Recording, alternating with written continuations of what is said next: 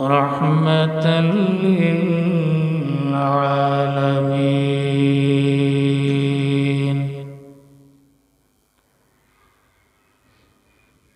نحمده ونستعينه ونستغفره ونعوذ بالله من شرور أنفسنا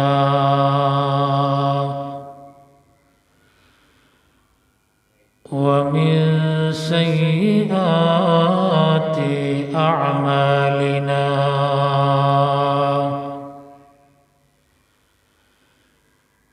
من يهده الله فلا مضل له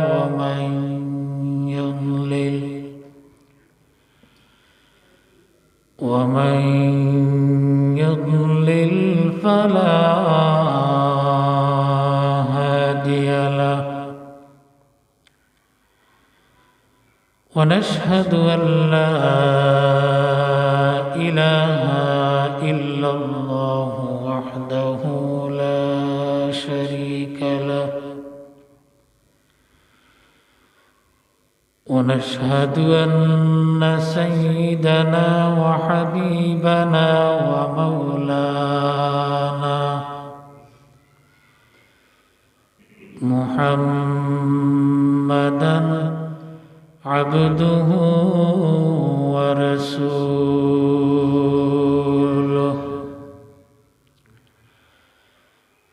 الذي أرسله بالحق بشيرا ونذيرا وداعيا إلى الله بإذنه وسراجا منيرا.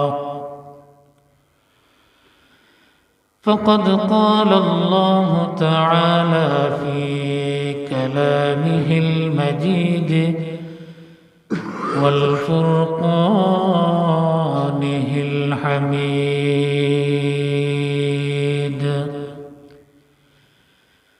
أعوذ بالله من الشيطان الرجيم. بسم الله الرحمن الرحيم. ولا تحسبن الذين قتلوا في سبيل الله أمواتا بل أحياء عند ربهم يرزقون. قال رسول الله صلى الله عليه وسلم: من عاد لي وليا فقد آذنته بالحرب. بارك الله لنا ولكم في القرآن العظيم ونفعنا وإياكم بالآيات والذكر الحكيم. وقال تعالى في شان حبيبه ومحبوبه مخبرا وآمرا: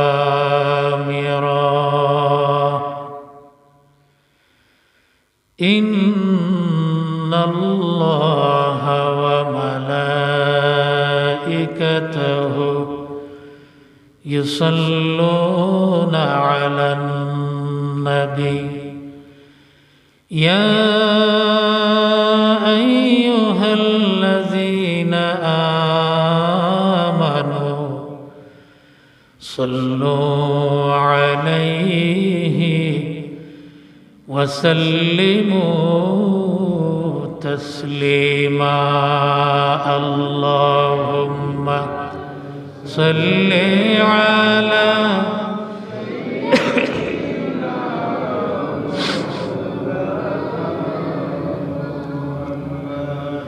وعلى آل سيدنا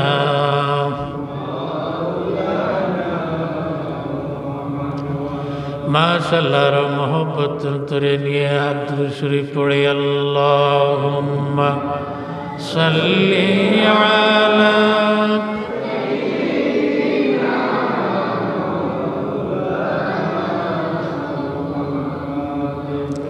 वअला आलि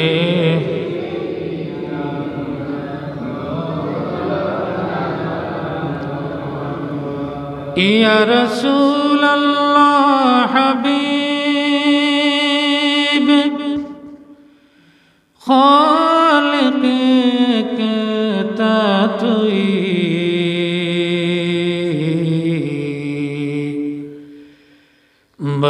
बरगुज़ीदा जुल जलाल पाक बेहम तातुई अल्लाहुम्मा सल्ली अला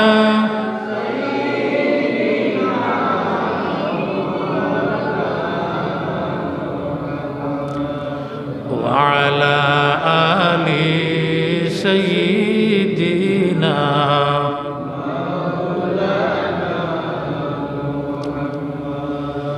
लख कोटि सालाम जानाई আমার নূর নবীজির কদমে দয়া করিয়া পার করিবেন রোজ হাসরের ময়দানে আল্লাহুম্মা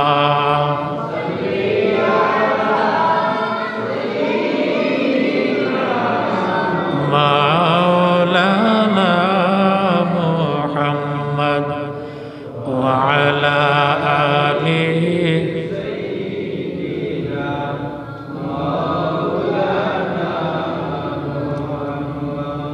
নূরের নবীর উসিলাতে চন্দ্র সূর্য তারকা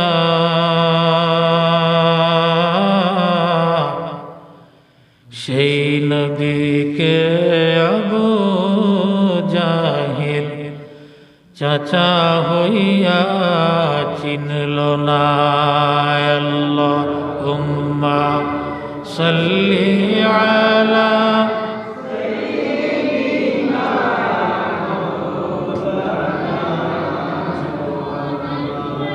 وعلى آل سيدنا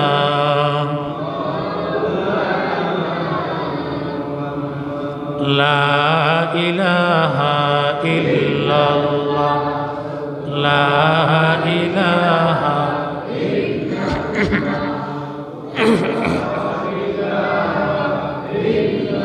الله لا إله إلا الله لا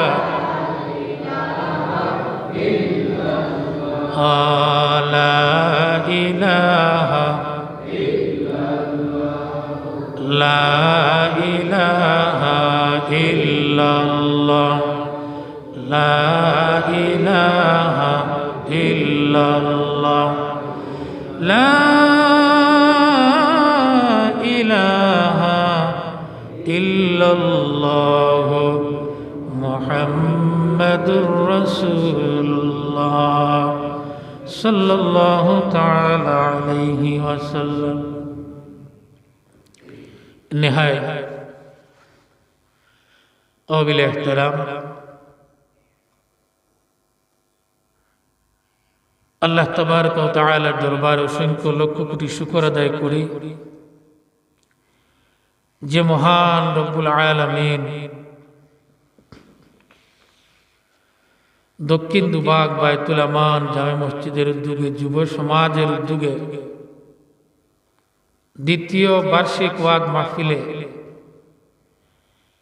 আল্লাহ তাবারক ওয়া তাআলা আমাদেরকে অত্যন্ত মায়া করে, দয়া করে, ভালোবেসে, করুণা করে, মহব্বত করে দ্বীনি মাহফিলে আল্লাহর ঘর মসজিদে হাজিরি দেওয়ার তৌফিক দান করেছেন। সেজন্য মুসলমান কৃতজ্ঞতা শুকরগুজার বান্দা হওয়ার জন্য, আল্লাহর শুকর আদায় করার জন্য, আল্লাহ যে আমাদেরকে করুণা করে, দয়া করে, মহব্বত করে আসার তৌফিক দান করেছেন, এজন্য মনের অন্তরের অন্তঃস্থল থেকে আমরা সকলে পড়ি আলহামদুলিল্লাহ। আপনাদের এলাকায় এই মাহফিল হয়েছে, আপনারা খুশি না বেদার? মাশাআল্লাহ। এই যে যুব সমাজের উদ্যোগে, আপনাদের উদ্যোগে মাহফিলটা হয়েছে, খুব ভালো এবং মহৎ কাজ, এতে কোনো সন্দেহ নাই। এই যুব সমাজ চাইলে তো খেলার আয়োজন করতে পারত, এই যুব সমাজ চাইলে অন্যান্য কাজগুলোর আঞ্জাম দিতে পারত। আল্লাহর ঘর মসজিদে দ্বীনি মাহফিল, মাগফিরাতের মাহফিল, কমাত মাহফিল, ভিক্ষা চাওয়ার মাহফিল যুব সমাজের মাধ্যমে, আপনাদের মাধ্যমে এটা তৈরি হয়েছে। নিঃসন্দেহে এটা ভালো কাজ, এর মধ্যে কোনো সন্দেহ নাই।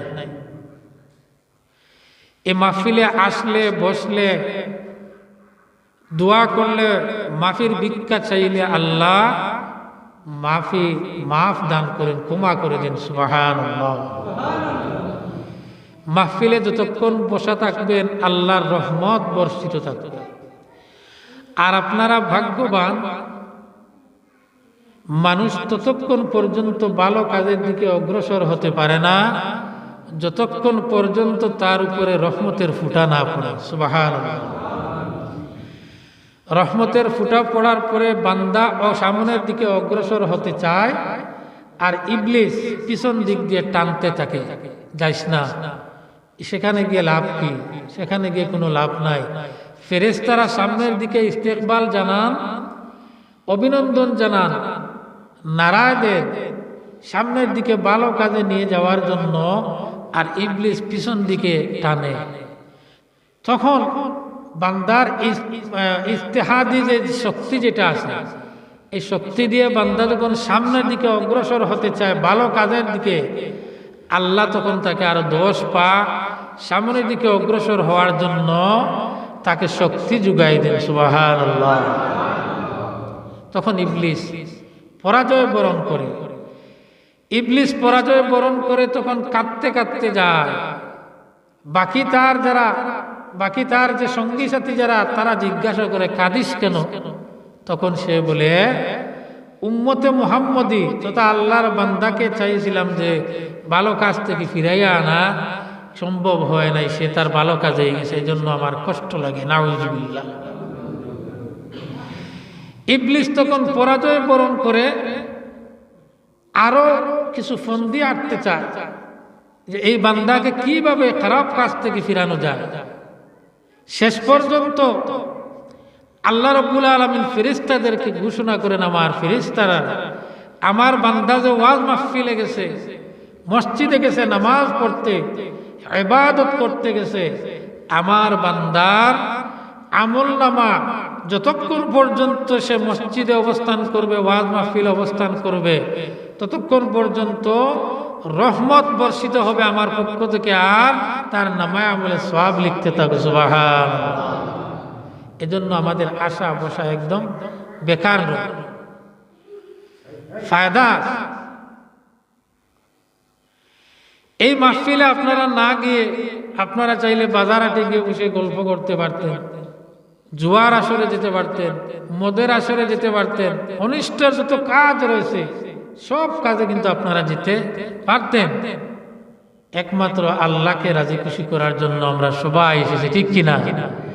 তো সেই আল্লাহ আমাদেরকে দেখতেছেন কিনা? দেখতেছেন। আল্লাহ আমাদেরকে দেখতেছেন কিনা? দেখতেছেন। আমরা কি করতেছি না। মূসা আলাইহিস সালাতু ওয়াস সালাম আল্লাহকে জিজ্ঞাসা করলেন, আল্লাহ আমি যে প্রতিদিন কাজ করি, আপনার ইবাদত করি, আপনার দিনের প্রচার করি, আল্লাহ আপনি তো রাত দিন ঘুমান না, এত নির্গুণ থাকা অবস্থায় আমার সকল কাজগুলাকে, কাজকর্মকে আপনি দেখতে পান? আল্লাহ রাব্বুল আলামিন বলেন, ওগো মূসা, আসমাউ ওয়া আরা, আমি তোমার কথা শুনি সর্বদা এবং সব সময় আমি দেখি, আমি ঘুমাই না।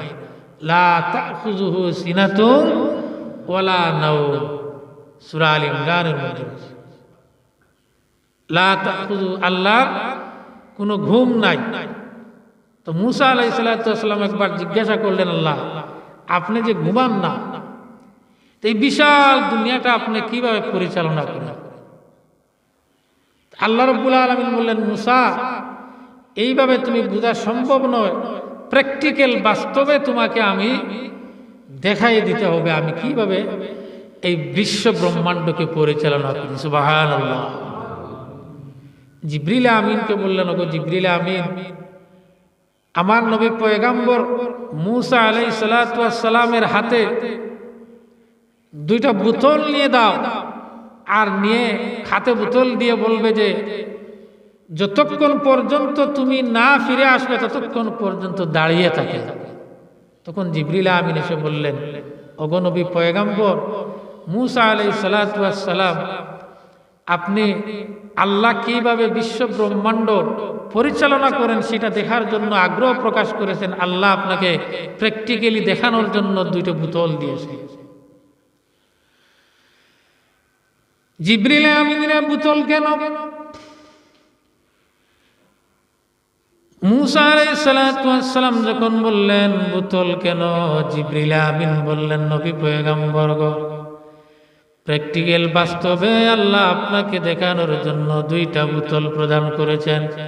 ওগো নবী পয়গম্বর, দুইটা বোতল হাতে নিয়ে আপনি দাঁড়িয়ে থাকবেন, আমি যতক্ষণ না পর্যন্ত আবার ফিরে আসব ততক্ষণ পর্যন্ত আপনি দাঁড়িয়ে থাকতে হবে।